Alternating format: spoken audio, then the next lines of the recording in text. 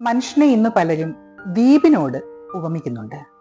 ഒറ്റപ്പെട്ട് സ്വന്തം സൗകര്യങ്ങൾക്കും സുരക്ഷയ്ക്കും വേണ്ടി സ്വയം നിർമ്മിക്കുന്ന ഒരു മതിൽക്കെട്ടിനകത്ത് മനുഷ്യനിങ്ങനെ ചുരുങ്ങി സുരക്ഷിതരെന്ന വ്യാജേന ജീവിക്കുന്നുണ്ട്.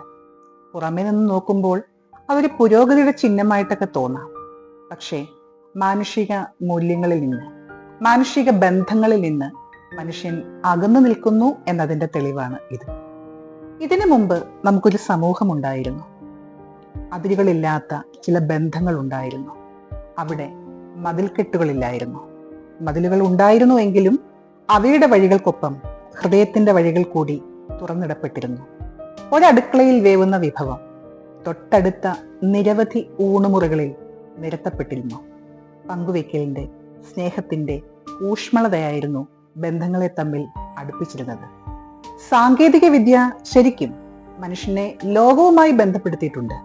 പക്ഷേ മാനുഷിക ബന്ധങ്ങളിൽ നിന്ന് അവനെ അകറ്റുവാനാണ് അവ കൂടുതലും ഉതകിയിട്ടുള്ളത്. മനുഷ്യൻ ചുരുങ്ങി ചുരുങ്ങി ജീവിക്കുമ്പോൾ അവനൊരു ദ്വീപായി മാറുന്നു എന്നത് ശരിയാണ്. പക്ഷേ ഒറ്റപ്പെടുന്നത് ഒരു സുരക്ഷിതത്വമല്ല. ഒറ്റപ്പെടൽ മനുഷ്യനെ ദുർബലനാക്കുകയാണ് ചെയ്യുന്നത്.